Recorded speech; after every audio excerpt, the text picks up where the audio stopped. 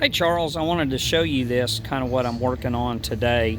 I've got your distributor all cleaned up, kind of did just a light restoration on it. You can see I got it all cleaned up, and I got a little coat of paint on the vacuum advance, and got a nice little coat of cast iron on this and sprayed it with clear and cleaned up the oiler. But I want to show you something that I need to work on. You've got dual points, and they mount on this breaker plate assembly. So the unit that they screw to, we call the breaker plate breaker plate assembly. And so when this thing turns, of course, it's going to open the point gap. But what I want you to watch is, if you kind of look down in this corner, this is the best place to look.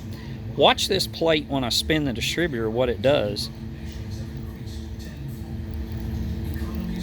If you look, just kind of watch it in that corner, this whole plate moves with it. You can watch this condenser too when you spin it. And so the problem is, when you can move that plate this much, we're not getting the point gap that we should have. I don't like how that is.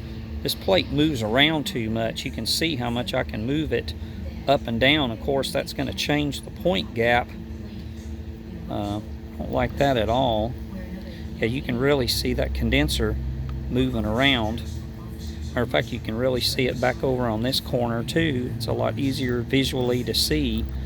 But on Fords that I've done in the past, there's a snap ring that's usually underneath the plate that holds the plate down. This one's not set up that way. You can lift this up. There's nothing there, and there's no external screws on the outside, just for the vacuum advance. So not really certain what is supposed to hold that plate down, but my gosh, that plate freaking moves a lot. I mean, that is just an excessive amount.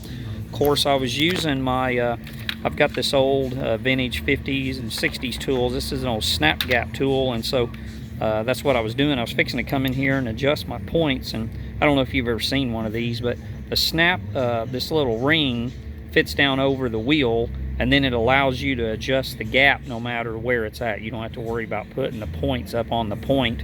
The only thing you do in addition to putting the little collar on there is they give you their set of feeler gauges, and of course what you have to do is you add the thickness of the adapter on top of the thickness of the gap that you're doing. So of course the thickness of the adapter is the thickness of that collar, and so that works out pretty good. That way you can adjust the point gap wherever it's at. You don't have to be right on the tip of it like you did back then. And then of course once you get it in, you can set your dwell, and that way you're perfect on it. But anyway, I wanted to show you this and kind of what we've got done today.